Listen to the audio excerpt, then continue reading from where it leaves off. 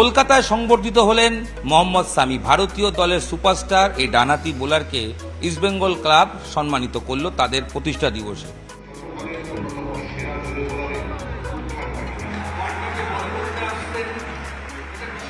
দীর্ঘদিন কলকাতায় তিনি ক্লাব ক্রিকেট খেললেও সেভাবে বড় কোনো সংবর্ধনা মোহাম্মদ সামি পাননি। দীর্ঘদিন মোহনবাগান ক্লাবের হয়ে ক্লাব ক্রিকেট খেলেছেন, কিন্তু এখনও পর্যন্ত মোহনবাগান ক্লাবের পক্ষ থেকে মোহাম্মদ সামিকে কোনো রকম সংবর্ধনা জানানো হয়নি। ইস্টবেঙ্গল ক্লাবে কোনোদিনও না খেললেও ইস্টবেঙ্গল ক্লাব কর্তারা মোহাম্মদ সামিকে ব্যাঙ্গালোর থেকে কলকাতায় নিয়ে এসে সংবর্ধিত করলেন এবং প্রাইড অফ বেঙ্গল একটি পুরস্কার, যিনি বাংলাকে গর্বিত করেছেন, সেই পুরস্কার সম্মান মোহাম্মদ সামিকে দেওয়া হলো। देखो मोहन बागान अगर मोहन बागान इनवाइट करते तो हम उसकी ज़रूर आते, लेकिन ईस्ट बंगाल ने किया बहुत बड़ी बात है क्योंकि एक अपोनेंट क्लब है, लेकिन बहुत रिस्पेक्टफुल अवार्ड है और thank you so much for this award. বিশ্বকাপ ফাইনাল চ্যাম্পিয়ন না জিততে পারলেও বিশ্বকাপে অনবদ্য পারফর্ম করেছিলেন মোহাম্মদ সামি।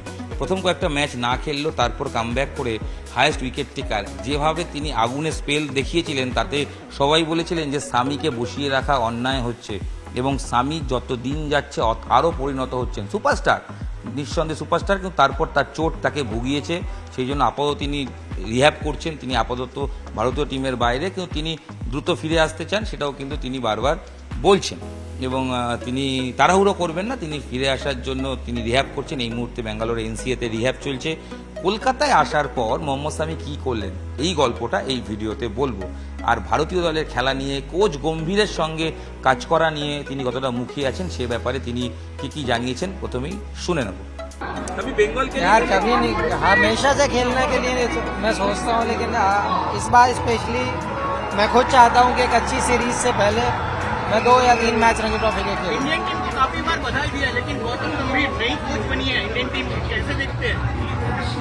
यार आप देखिए ना, हर कोई ना कोई सपोर्ट स्टाफ में कभी ना कभी चेंज होता रहता है, लेकिन बहुत ज़रूरी होता है प्लेयर के साथ मैचअप करना, बॉन्डिंग बनाना, एक फ्रेंडशिप बनाना, वो बहुत ज़रूरी होता है किसी भी कोच के लिए। और जब कोच ये बॉन्डिंग बनती है तब एक कंप्लीट टीम बनती है, और ये बहुत ज़रूरी है।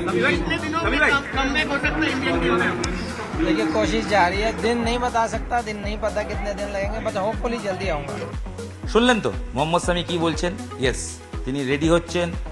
প্রার্থনা করুন দ্রুত যাতে তিনি মাঠে ফিরতে পারেন এবং কলকাতা তার কাছে অবশ্যই প্রথম ভূমি, জন্মভূমি, যদিও তার ইউপি, কিন্তু কর্মভূমি, তার পুরোটা ক্রিকেট যাকে যা যা দিয়েছে সব কলকাতার জন্যই। তিনি গর্বিত এবং ভারতীয় দলে গম্ভীরের সঙ্গে কাজ করার জন্য তিনি মুখিয়ে আছেন, তার বার্তা, তার বক্তব্যে স্পষ্ট।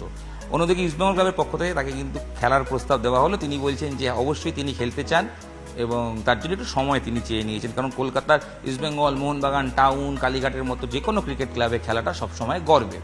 অন্যদিকে মোহাম্মদ সামি আরও একটা ইঙ্গিত দিলেন, নিশ্চয়ই বাইটটায় শুনেছেন। মোহাম্মদ সামি কিন্তু বাংলার হয়ে আবার খেলতে চান। দীর্ঘদিন হয়ে গেল মোহাম্মদ সামি কিন্তু বাংলার হয়ে খেলছেন না।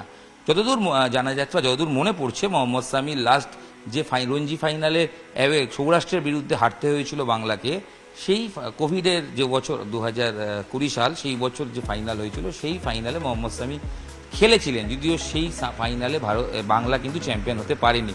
তারপর থেকে মোহাম্মদ সামি ঘরোয়া ক্রিকেট খুব একটা খেলেন না, কারণ জোরে বোলারদের ক্ষেত্রে বোর্ডের নিয়মই আছে, বেশি তাদের পরিশ্রম করতে দেওয়া হয় না, তাই তারা লিমিটেড ম্যাচ খেলেন এবং দেশের হয়েই খেলেন। নিয়মিত সদস্য ভারতীয় দলের মোহাম্মদ সামি সেই জন্য বাংলার হয়ে খেলেননি, কিন্তু দীর্ঘদিন পর তিনি একটা জানিয়ে গেলেন তিনি কিন্তু ডোমেস্টিক খেলতে চান এবং হয়তো এই মরশুমে তিনি প্রথমে বাংলার হয়ে খেলে তারপর তিনি ভারতীয় দলে কামব্যাক করতে চান, কারণ বাংলার হয়ে রঞ্জি কিন্তু এবছর রঞ্জি ট্রফি এবার আগে শুরু হচ্ছে, সেক্ষেত্রে সুযোগ রয়েছে। বাংলায় তিনি ফিরে আসতে চান, বাংলার হয়ে খেলতে চান, যদিও তার ব্যক্তিগত পারিবারিক ঝামেলার কারণে তিনি বাংলায় আর থাকেন না। বাংলা ছেড়ে তিনি ইউপিতে নিজের থাকার ব্যবস্থা করেছেন, নিজের বাড়ি করেছেন, ওখানে একটি একাডেমি গড়েছেন। কলকাতাতেও তিনি একাডেমি গড়তে চান বলে ব্যক্তিগত আলাপচারিতায় তিনি জানিয়েছেন ঘনিষ্ঠ মহলে। আরও একটা বিষয়, মোহাম্মদ সামি মানেই বিরিয়ানি, এই গল্পটা জানেন তো? মোহাম্মদ সামি কি জানালো এইগুলো তো আমরা শুনলাম। একসময় মোহাম্মদ সামিকে বলা হতো, যখন ক্লাব ক্রিকেট খেলছে টাউন, ডালহৌসি, প্রথমে সেকেন্ড ডিভিশন ক্লাব ডালহৌসি, সেখান থেকে ফার্স্ট ডিভিশন ক্লাব টাউন, পরবর্তী সময় মোহনবাগান, তাকে বলা হতো 1 প্লেট বিরিয়ানি দেওয়া হবে যদি 5 উইকেট পাওয়া যায়, তাকে বলা হতো বিরিয়ানি খাওয়ানো হবে যদি ওই ব্যাটসম্যানকে আউট করা যায়। আর মোহাম্মদ সামি সেটা করতেন এবং প্রয়োজনে এক একদিন 1 নয় 2 প্লেট বিরিয়ানি খেয়ে নিতেন। তাই কলকাতার বিরিয়ানি মোহাম্মদ সামির কাছে খুব প্রিয়।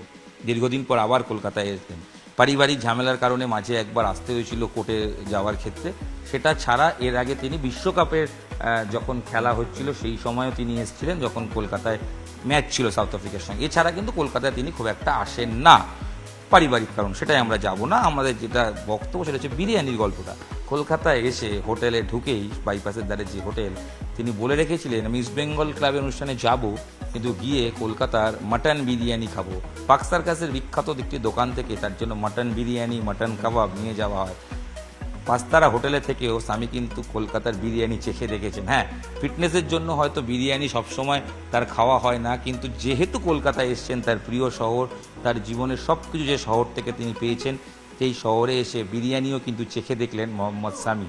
তো সেই অভিজ্ঞতাও তার ভালো লেগেছে। তিনি কিন্তু হাসি মুখে জানিয়েছেন যে ইয়েস, এখনও বাংলার এই কলকাতার বিরিয়ানিকে তিনি মিস করেন। আর অবশ্যই বাংলার ক্রিকেট প্রেমীরা মোহাম্মদ সামিকে মিস করেন। অবশ্যই তাকে দ্রুত মাঠে দেখার অপেক্ষায় আমরাও থাকবো। দেশের জার্সিতে ডেফিনেটলি তিনি নামবেন, বাংলার হয়ে তিনি আবার ক্রিকেটে ফিরে আসুক এই প্রত্যাশা রাখবো। মোহাম্মদ সামির উদ্দেশ্যে শুভকামনা জানাবো, দ্রুত যাতে তিনি ফিট হয়ে ভারতীয় দলের জার্সিতে আবার আগুনের স্পেল করেন, আবার ওই ভয়ঙ্কর ডেলিভারিগুলো করেন, যাতে বিপক্ষ ব্যাটসম্যানের ত্রাহি রব হয়। এখানেই শেষ করছি এই প্রত্যাশা রেখে। নিউজ 18 বাংলা ডিজিটালে আপনাদের সঙ্গে আমি ইরন ছিলাম। এই ভিডিও এখানেই শেষ। গুড বাই, দেখা হচ্ছে নতুন ভিডিও। টাটা।